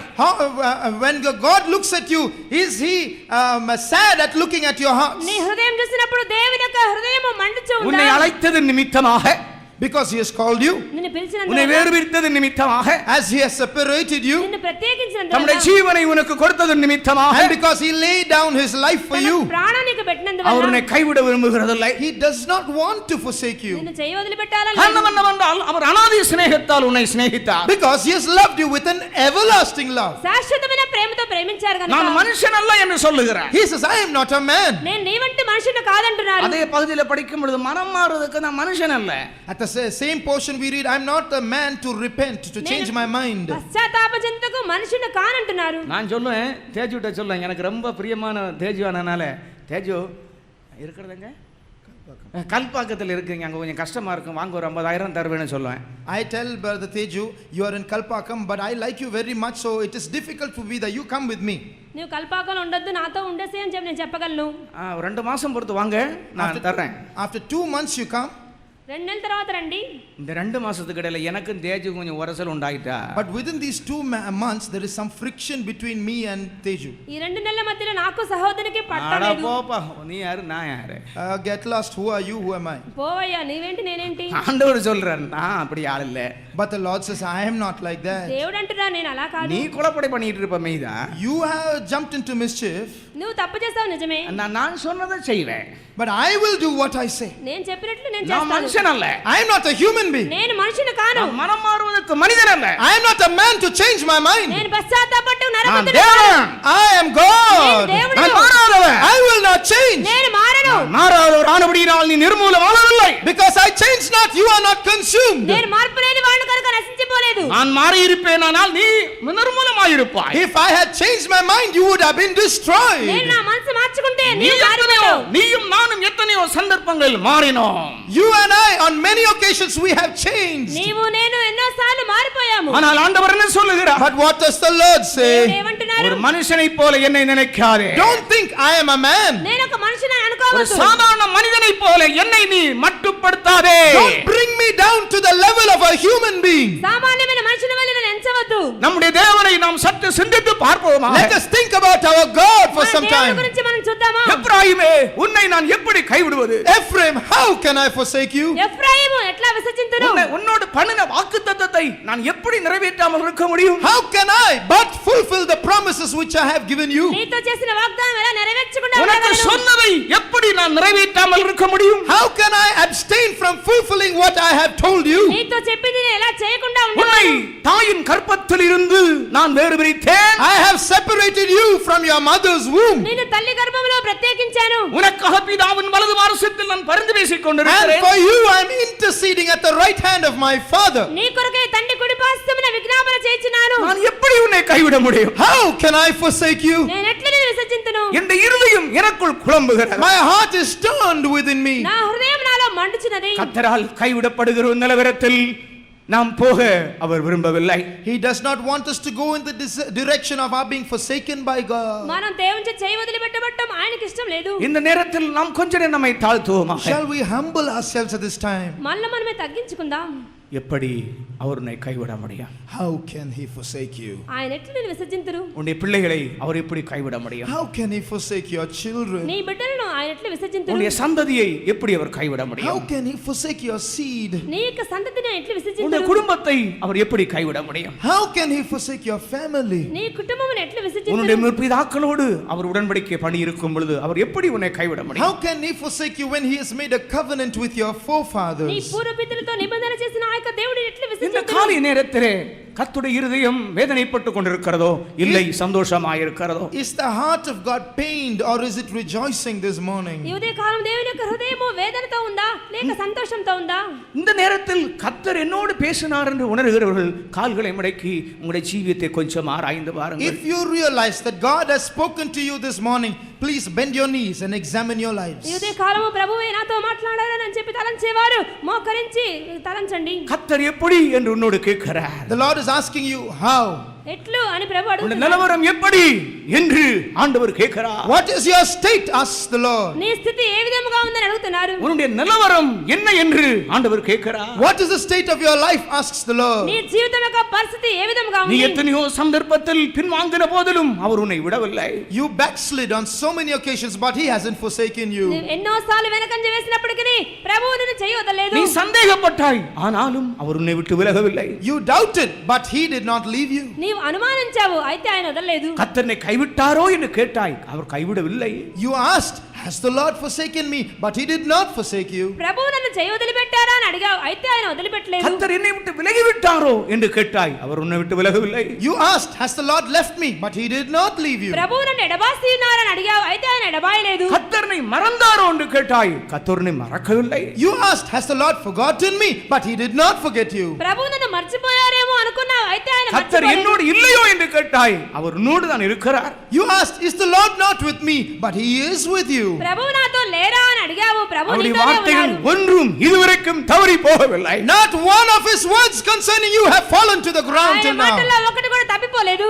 இவ்வளவாய் நம்ம நேசிக்கிற ஆண்டவருக்கு நாம் என்ன செய்ய போகிறோம்? What can we do in return for the Lord who has loved us so much? ఇంతగా మనల్ని ప్రేమించిన ప్రభువుకు మనం ఏం చేస్తున్నాం? நாம் துக்கப்படுத்தின போதிலும் கூட அவர் சகித்துக்கொண்டு நம்மை சுமந்து வந்தாரே. We grieved him, but he endured and he bore us. మనం ఆయన దుఃఖపరిచినప్పటికీ ఆయన మనల్ని సహించి భరిస్తున్నారు. நாம் அவரை கோபப்படுத்தின போதிலும் கூட அவர் நம்மை சுமந்து கொண்டு வந்தாரே. We irritated him, but he bore us. మనం ఆయన విసుగుపుట్టించినా ఆయన మనల్ని సహిస్తున్నారు. இன்னும் நாம் அவரை துக்கப்படுத்த விரும்புகிறோமா?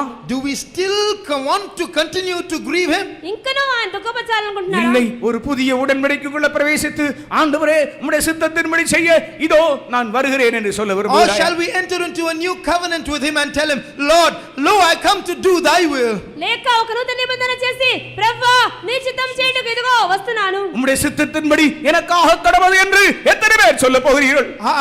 How many of you will say, Lord, I give myself to do your will? నీ చిత్తమే నాకు సిద్ధించును గాక అనుము. அருமையான தேவனுடைய பிள்ளைகளே, உலகம் முழுவதையும் அசைக்க கூடியதான ஒரு பெரிய பின்மாரி மலை சீக்கிரமாய் வந்து கொண்டே இருக்கிறது. Beloved people of God, a mighty latter rain is going to be poured out where we shall shake the whole world. లోకమంతయు చలింపజేయనట్లుగా ఒక కడవరి వర్షం కురవనయ్యున్నది. உங்களில் அநேகர் ஆண்டவராலே தெரிந்து கொள்ளப்பட போகிறீர்கள்.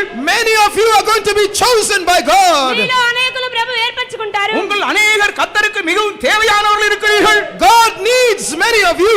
మీలో అనేకులు ప్రభువుకు అవసరమై உங்களுடைய ఉన్నారు. முழங்கால்களை பலப்படுத்திக் கொள்ளுங்கள். Strengthen your feeble knees. మీ యొక్క బలహీనమైన మోకాలు உங்களுடைய இருதயங்களை ஸ்திரப்படுத்திக் கொள்ளுங்கள். Establish your hearts. హృదయాలు దృఢపరచుకొనుడి. கிருபையில் பலப்படுங்கள். Be strong in the grace of God. కృపలో బలం పొందండి. உபத்திரவத்திலே பொறுமையாயிருங்கள். Be patient in tribulation. శ్రమలో ఓర్పుగా ఉండండి. உங்களை துன்பப்படுத்துறவர்களுக்காக ஜெபம் பண்ணுங்கள். Pray for them that persecute you. మిమ్మల్ని హింసించే వారి కొరకే ప్రార్థన பழிக்கு చేయండి. பழி வாங்காதிருங்கள். Do not take revenge on others. పగ తీర్చుకొనవద్దు. நன்மையே செய்யுங்கள்.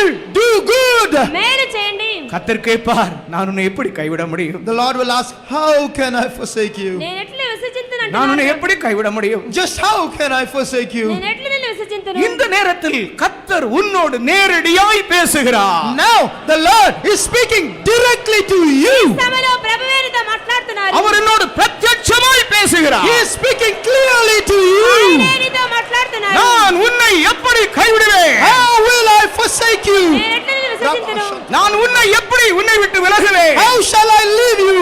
నేను ఎట్లా నిన్ను ఎడబాయుదును? நான் உன்னோடு இருப்பேன். I will be with you. నేను నీతో కూడా நான் ఉంటాను. உன்னோடு இருப்பேன். I will be with you. నేను నీతో ఉంటాను. நான் உன்னை விட்டு விலகவே மாட்டேன். I will never leave నేను you. నిన్ను ఎడబాయను. கர்த்தரோடு நெருங்குங்கள்.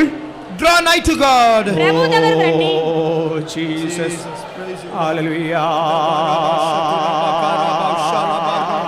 Riban marundala basangari kerila brahanam talaria. Oh, nimikata balagada bakati nimikata baunde nimikata nimikata balagada nimikata nimikata balagada nimikata nimikata balagada nimikata balagada. Oh, hallelujah. Hallelujah. ஆண்டவரே, ஆண்டவரே. Amen Jesus. Hallelujah.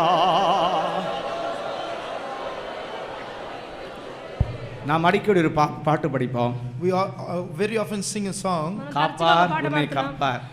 The Lord will preserve you. ప్రభు నిన్ను కాపాడుతాడు. நிச்சயமாய் காப்பார். He will certainly keep you. తప్పకుండా కాపాడుతారు. என்னை காத்தார். He kept me.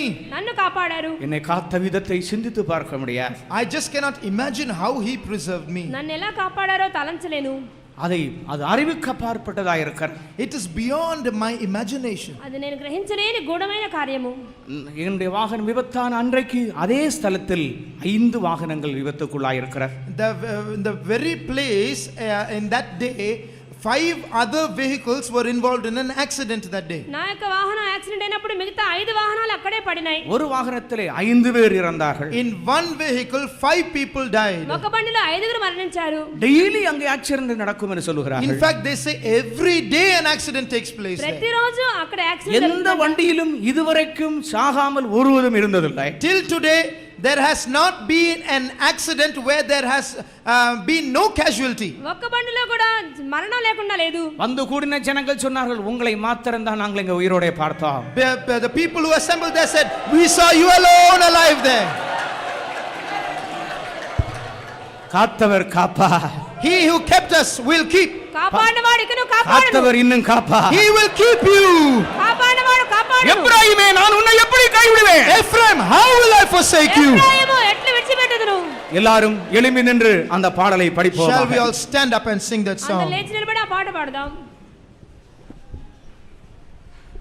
காப்பா உன்னை காப்பா காத்திரு காப்பா இன்னும் இனிமேல் காத்திடுவா கலங்காதீ மனமே காத்திடுவா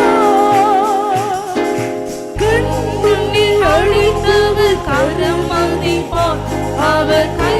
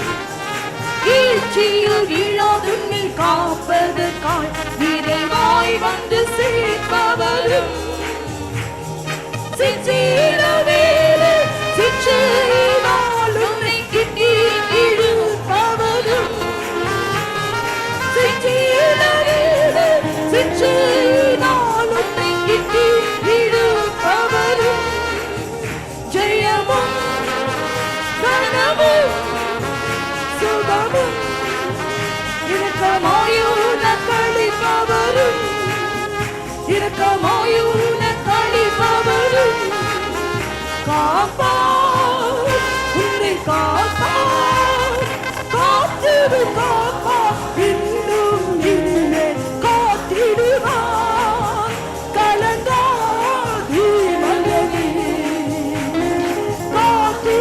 காத்திடுவார் தாயின கட்டிலி உன்னை தொடர்வான் தாம் தெரிந்தெடுத்தவரே தாயின கட்டிலி உன்னை தொடர்வான்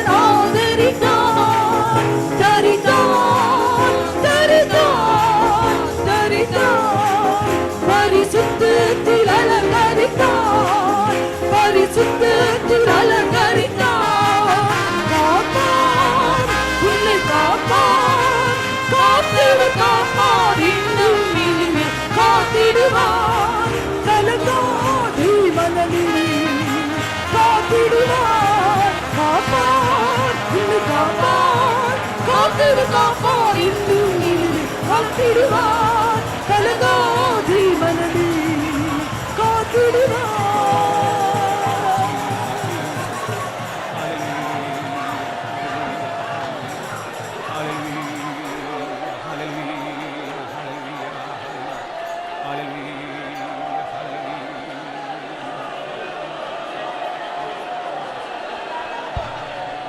கொஞ்சம் பரிசுத்த ஆவியானுடைய கிரியைகளுக்கு நாம் கொஞ்சம் இடம் கொடுக்க வேண்டும். We should give room to the work of the Holy Spirit for some time. சிலரை கர்த்தர் அபிஷேகித்துக் கொண்டிருக்கிறார். The Lord is touching some. மூத்த விசுவாசிகள் சில ஊழியர்கள் இந்த வரிசையில் நில்லுங்கள்.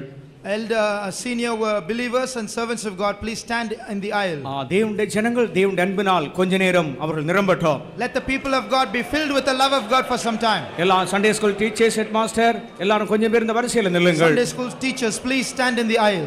கர்த்தருடைய ஆவியானவர் கிரியை செய்ய முடிய ஒரு சில நிமிஷங்களை நாம் கொடுப்போமாக. We shall give the Holy Spirit a few minutes to work amongst us. இது பரிசுத்த ஆவியானுடைய சபை.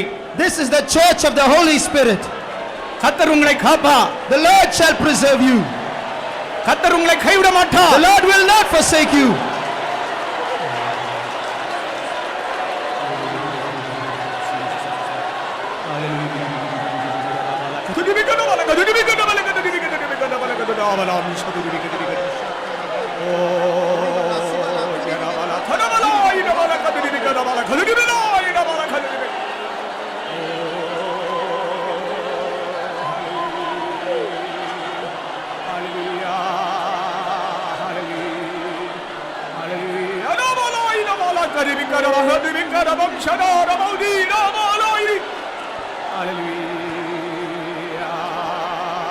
காப்பார் உன்னை காப்பார் காத்திடு காப்பார் இன்னும் இனிமேல் காத்திடுவார் கலங்காதே மனநீ காத்திடுவார் காப்பார் உன்னை காப்பார் காத்திடு காப்பார் இன்னும் இனிமேல் காத்திடுவார் கலங்காதே மனநீ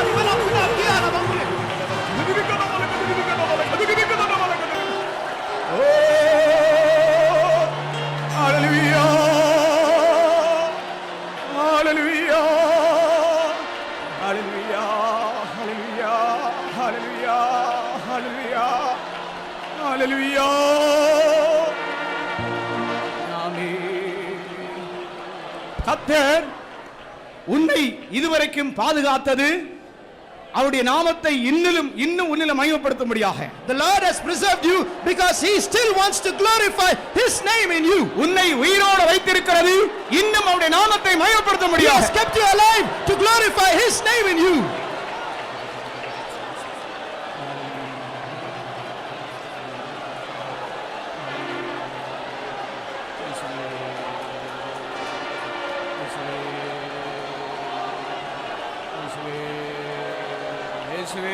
இயேசுவே பரிசுத்த ஆவியானவரே இயேசுவின் நாமத்தில் அசைவாடுவீராக.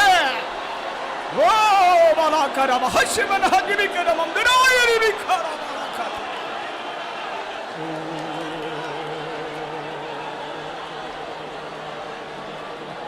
ஆண்டவரே ஆண்டவரே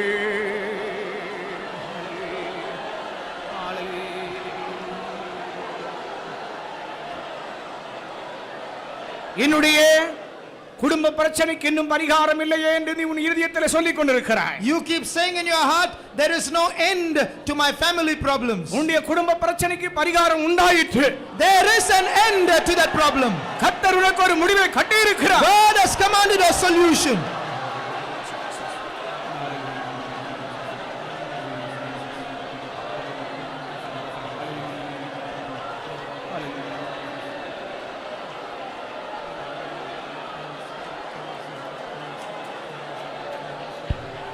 எல்லா பகுதியும் கர்த்தர் உனக்கு அனுகூலமாக்கி இருக்கிறார். ஆனால் ஒரே ஒரு காரியம், நீ தேவனுடைய வல்லமையை மட்டுப்படுத்த கூடாது. God has made everything in your favor, but one condition: you should not limit the power of God. நீ தேவனுடைய வல்லமையை ஒருபோது நஷ்டப்படுத்த கூடாது. You should never lose the power of God. நீ தேவனுடைய வல்லமையிலே களிகூர வேண்டும். You should rejoice in His power. நீ பலத்திலே களிகூர வேண்டும். Rejoice in His strength.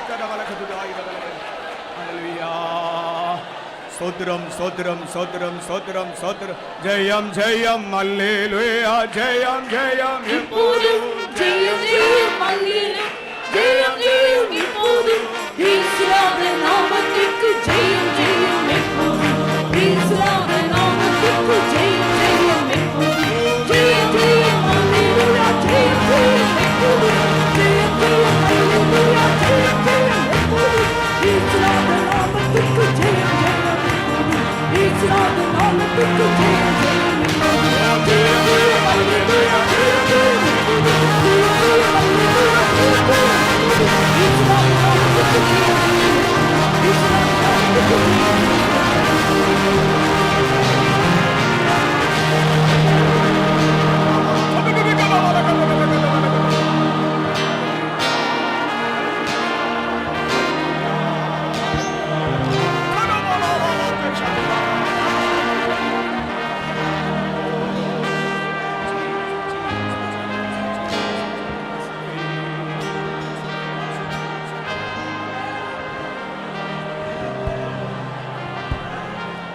எல்லாரும் கரங்களை உயர்த்தி கர்த்தரை ஸ்தோத்திரிப்போம். Stotram, stotram. Praise the Lord, praise the Lord, praise the Lord, praise the Lord, praise the Lord. நம்முடைய ஆராதனை கர்த்தர் நடத்தி தந்தபடியால் ஸ்தோத்திரம் பண்ணுவோம். அவர் மகிமையாய் வெற்றி சிறந்தபடியால் ஸ்தோத்திரம் பண்ணுவோம். கர்த்தர் பெரியவராய் நம் மத்தியில் இருக்கிறபடியால் ஸ்தோத்திரிப்போம்.